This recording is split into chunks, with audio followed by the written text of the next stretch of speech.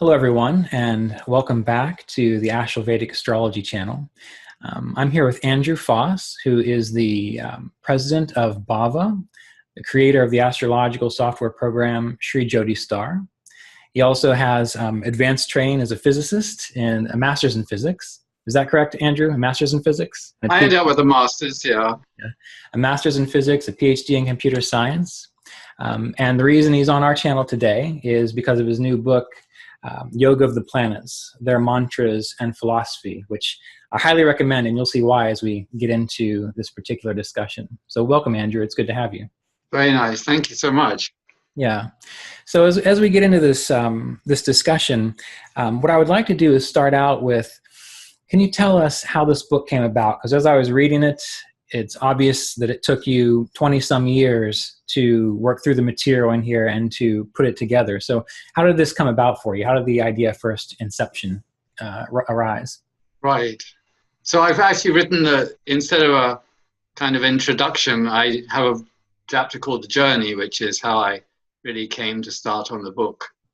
But I was in India, and somehow this idea came into my head that there were these lists of mantras. They were known to the astrologers, but nobody had ever really gathered them together, done a critical edit of them, and there was no translation or commentary. So they were just sort of hidden, really. And it seemed to me, for some reason, and who knows how this thought came into my head, because I was in a very sacred place when it happened. Right. Something put it in my head that I should do this. So I just started. And you know, I did a lot of work in the first few months, and then I lost all my notes. Right. So I went back to the same place, and I remembered, you know, what I'd written, and then, of course, when you rewrite things, you improve things. So. But it was a year later or so, wasn't it? It was a year later. Yes, it was a year later. And then after that, it took you a couple decades. Is that so? Well, yeah. I mean, the thing is, because these mantras really have a lot about consciousness in them, and you know, my consciousness was always evolving. You know, I had more insights and different things happened, and I met different teachers. And so, you know, the book has reflections from all of those things. And then at a certain point, I felt that I'd finished it, but I didn't have a cover. And you think that's no big deal. You just get someone to draw a cover. I actually employed several different artists, but I still, somehow it wasn't happening. And it was only fairly recently that I met this brilliant artist, Peter Veltevrede, who's a Dutch master artist, who is really the world's #1 as far as these beautiful images of the grahas, the planets, and the mandalas, sacred images from India. So he kindly allowed me to use his pictures. So that solved the problem of the cover. Right. And then I thought that was it. I just, you know, here are the translation commentaries and that's it, you know. But then one day, my Jyotish guru explained to me the secret method of using the mantras and how to find out the mantras for a specific chart. Right. Which was like you know, it's just like pennies from heaven, really. Yes. And so that was it. Once I got all these pieces together, then the thing came out. Right. You know, so it's obviously the time, you know, who knows, you can't plan these things. Well, and one of the reasons I love this book so much is because of obviously the mantras throughout it, but the way you describe the energies behind all the mantras. You know, one of the things I always found with astrology is, in my mind, the most important aspect of it was how the planets themselves represent an aspect of our consciousness, and that no matter what kind of astrology you use, if you know how the planets are meant to function, I think maybe in their more conscious fashion, if an individual can develop that, then maybe their birth chart will work in a more uplifting way. And it seems the use of the mantras, as you described here, helps people to do that, correct? Yeah, and that's why they've been traditionally used for remedies for, you know, hundreds of years. Right. Maybe thousands of years. I mean, the mantras are what make the book. Right, say. exactly. I mean, if without that, it's just text. But the mantras have such wonderful, you know, energy in them. Right. And if you take the chapter on a particular planet and you go through it, you get so many different angles of what that planet represents. Some of which you really might not be expecting after you've done just sort of Jyotish 101 with some teacher. Exactly. Because, we have a certain limited number of keywords for a planet, but that these mantras really expand the vision. Right. And you see that every planet has, very profound high energies, along with, the other challenges that it might. Well, the important part, as soon as I got the book, I immediately opened up to the chapters on Saturn and K2. And I immediately started reading about Saturn and K2. And I told you in an email exchange when we were setting this up that as soon as I read the chapter on Saturn, I just burst into tears. Wow. Because of it describes, even the second the second mantra here where Saturn is described, I can't necessarily pronounce Sanskrit as well as others, but the peaceful and contented one. Isn't that beautiful? Exactly. And we don't typically think of Saturn in that way. And even when it goes into your description of how this came about for you, anyway, there's 108 of these, and each one of them just hit me at a little bit different angle. And that's why I wanted to share this with my audience and with other astrologers, because I think it gives them a deeper understanding of the primary power of the planet beyond what you said, which is the 101 keyword description, which is simply Saturn is, suffering. Yes. That's not it. That's not it. No, I know that the early mantras of Saturn are quite a shock because they're so beautiful. Right. And they're so uplifting, and you think, what, is this Saturn? Yeah. But they really do represent, aspects of the greatness of Saturn. There's no doubt. Exactly. And they, the other thing I found was that after I read these, I just sat down and I meditated, and the mantras just so easily stuck in my awareness as I was just breathing and focusing on the mantra. Everything else just kind of went away. Beautiful. And it really brings in just that quality, that energy of the planet. So anyway, I want to thank you for writing this book, because I think it's good for just about everyone. So thank you. I think on some level that's what I was born to do. Mm-hmm. It wasn't. I can't take any credit for it. It just happened. Well, and after I finished it, there was this extraordinary sense of peace and relief. Like I came, I did what I had to do. I'm good, And, you're not done yet. You've got more to do. Yeah, I know. I talk about this last chapter here. Got to make an app for it. but it's like I really feel that people come with there's something you feel you have to do, whether it's even maybe just producing the next generation of your lineage, but there's something, and as long as you haven't done it, there's always this slight feeling of pressure. Right. I don't know, this is my theory now, and it's sort of natural. It's like something in your soul feels right, and really everybody has got some kind of something that their soul wants to see or wants to do.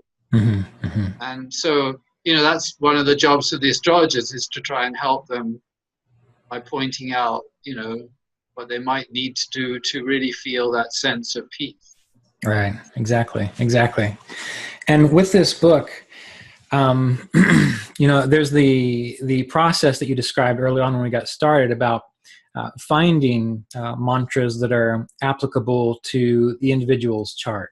So from what I understand is that each person has a planet situated in a specific area of the chart, and that there's a way to figure out which mantra from your book relates specifically to that individual's planet. Is that correct? That's correct. It's very simple, actually. Okay. Table in the front of the book.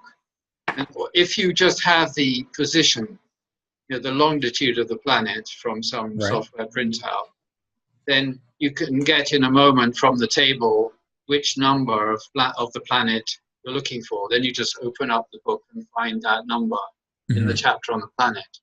Okay. So it's that simple. I mean, my software, of course, does it for you, and I'm making an app which everyone can download. Yeah. It saves the 2 minutes it takes to look it up in the book. But, it is basically very simple. And will the app also have a description? Will the app have the mantra and a description of the mantra like you do have in your book here? It's not completely certain exactly. Probably it will, yes. Yeah. The Yeah, only I mean, reason obviously it's going to have layers. Like the first thing is to give the people the number. The next thing would be giving them the mantra, giving them right. some explanation like that. The only reason I ask is because while the mantras themselves are beautiful, what I found is that for individuals who can't necessarily interpret Sanskrit as easily, your descriptions really tie in that underlying energy of the mantra. So that's why I was curious about that. Yeah, surely. Um, I mean, I think it's valuable for people to have the book. Yes, exactly. And I will put a link at the bottom of the video for people to find this because it's on Amazon, correct? It's on Amazon, or I have a website, yogaoftheplanets.com. Okay. And that site has a number of free videos Okay. of lectures I've given, especially on planets like Rahu and Mars, Okay. where, some of the mantras are a little challenging. Right. And so I've shown, how I interpret it. Okay. They're quite, useful, I think, for people. So there's a number of such videos. Well, I'll put that at the bottom too, yogaoftheplanets.com, so people can access that. And so, when they find these planets, though, when they find the mantras for the planets, just briefly, how do you recommend that they use it? Is the traditional, sit and meditate on it 108 times on the day of the planet? Is there any particular methodology that you would recommend, just generally speaking? Well, you can go through the whole set of 108. That's Mm-hmm. one traditional way of doing it. Mm-hmm. And then, but if you have a specific one that is relevant to your chart, then it depends. Most of the mantras are very uplifting. Mm-hmm. So you can just use that mantra for meditation. Right. If you need help with the pronunciation, then I or someone who knows something about Sanskrit pronunciation can help you. Right. Then, so you can use that. Then there are a few mantras where, especially for the extreme malefics, like Saturn, Mm-hmm. and especially Rahu, where, it's a little bit intense. So then it's more a matter of, what I recommend the book is, rather than just repeating the mantra, it's good to have a more contemplative view. Right. Because behind every intense concept, there is some kind of deeper, higher meaning. Yes. So, for example, there's a mantra based on the word tivra kopa, Mm-hmm. which everyone who knows a bit of Sanskrit considers very frightening. It really means very intense, but most people's translation of it is more horrific. Right. All right. But then in my one of my lectures on the website, I bring this example and I show, for example, in Einstein's chart, it appears. So what it really shows is intense focus. Okay. People who have a very intense focus can get this number, and you see, it's not negative. Mm-hmm. If you're going to understand the universe, you better have a very intense focus. I mean, there was something unique about Einstein. Right. Any ordinary kind of focus, it will never do it. Right. So that's why we can't get carried away by the sort of superficial instant translation of things. Yes. So that's why I wrote the commentaries. Help, you see, they go into that. And then, So if you just meditate on the higher sense of the mantra, rather than just simply repeating it, then I think that would be more useful. Right. That's just for those few mantras where there's a more challenging kind of meaning. Right. Well, across the board, I think that's probably a good way to approach it. I mean, even with any kind of spiritual path, coming from a Kriya Yoga path where what we do is circulate life force through the spine, many people do that mechanically. And, exactly. And what you find is when you do that as a method to calm your mind down, to calm your nervous system down, and then you can contemplate higher realities and so on. I think that's true for these mantras as well, that if they can be used in the beginning as maybe a focal point to repeat to get oneself somewhat settled and then move into that space of contemplation, then it would seem to me that you get more of the communion with the power, the actual direct experience of it. So that's I think that's That's excellent it. advice. Excellent advice. That is the truth of meditation. Yeah. You know, And the idea of repeating is really just to get you calmed down. right. Like, exactly like you said, it's Mhm. 100%. And what you mentioned about being intense to figure out the universe, I think that's true for astrology as well, since this is an astrology channel and we're astrologers. Because I think a lot of people want to just crank through the books or memorize the tables rather than actually contemplating how does this actually apply? How does it actually work? So in the end, I think we all need that kind of energy if we're going to study astrology, if we're going to study meditation, yoga, and so on. So maybe we'll have to find some more of those mantras and prescribe them to people. So to tie all this together today, for those folks who are watching that want to get your book and study the book and learn how to apply it for their own chart, do you have an example of how this might apply or how someone can find it, Yeah. the particular mantra for them? I've got a couple of interesting examples. Okay. One I just picked up the moment before we connected, which I thought was rather interesting. Let's see if I can share this with you.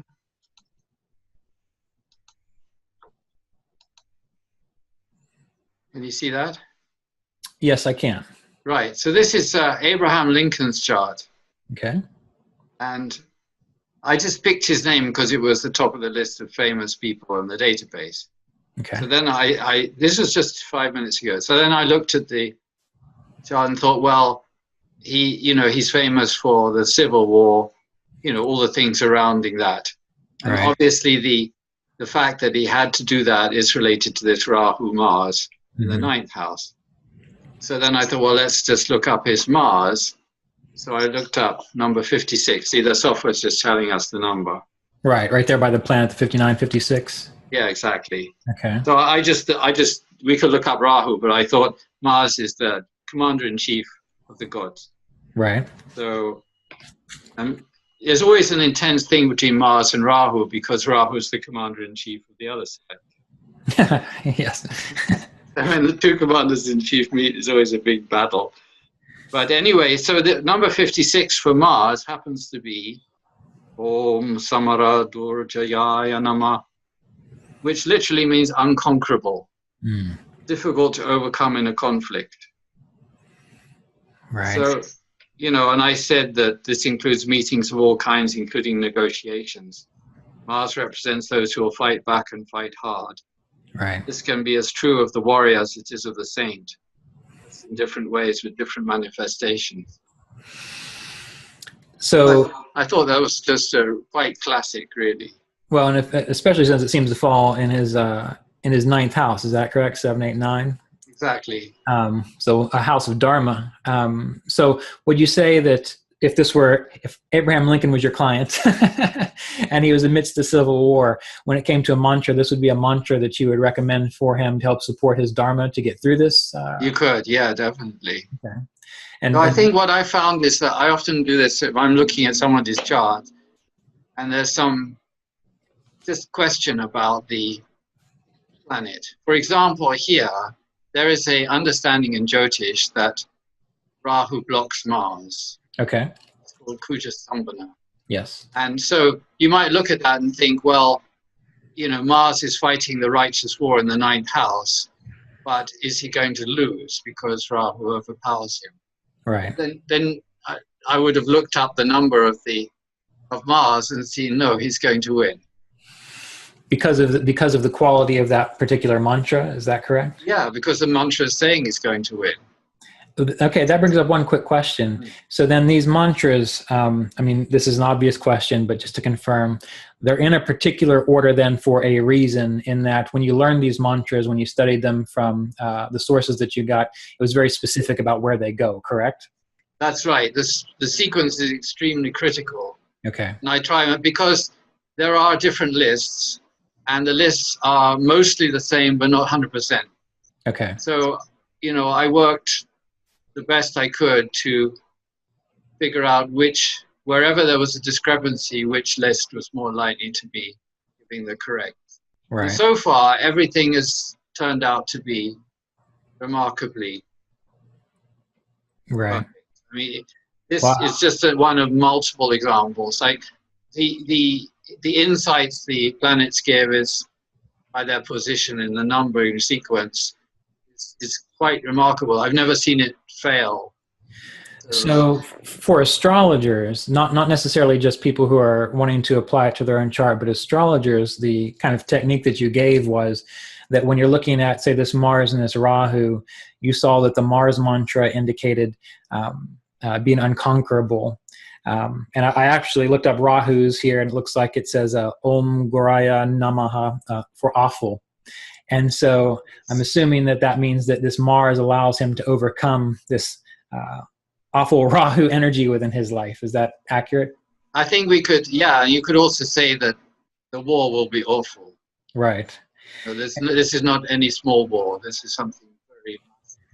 Okay. Well, that's great. I mean, because this also gives a very, I think, probably powerful technique to astrologers as well to help bring the points home. I think so. I think it's fantastic because you get insights. I mean, I've had feedback from colleagues, and they say that they've got insights into people's charts from the mantras, which they would never have got from the chart. Right. Right. So it's really quite useful. And let's face it, that's the traditional astrologers in India have had these lists and have been using them. Right. Yeah. They never gave any lectures in America about it. Right. Well, that was your job. And I think it's nice to see so many colleagues picking it up now, so I'm sure. And I looked up Jupiter as well here, and indicating an auspicious omen or sign. So I think that's also very telling, of his role within our country, indicating an auspicious omen or sign for new cycles. Because of that Jupiter that he's so respected. Exactly. Well, this is excellent. Is there anything else you'd like to add about maybe this chart in particular, or any other aspects to this whole process that you've outlined in this book here? Well, I've got one other example that's particularly interesting. Okay.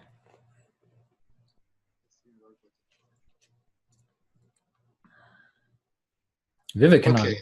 This is Swami Vivekanand. Now, I was giving a lecture recently in California, and I put this up as one of the examples. So if you look up the sun, number 81. Okay. Because I was giving a lecture on the sun and the soul, so I was focused on the sun. The Lord of the Immortals. Yes, Om Amareshaya Namah. Yes. So, it's easy to give some logic about why Swami Vivekananda was connected to the Lord of the Immortals. Mm-hmm. Or somehow he was said to be the incarnation of the leading rishi, such rishis. Right. So many things. But then it was pointed out to me from the audience by a great astrologer that the Amaresha, another way of saying the same thing is Amarnath.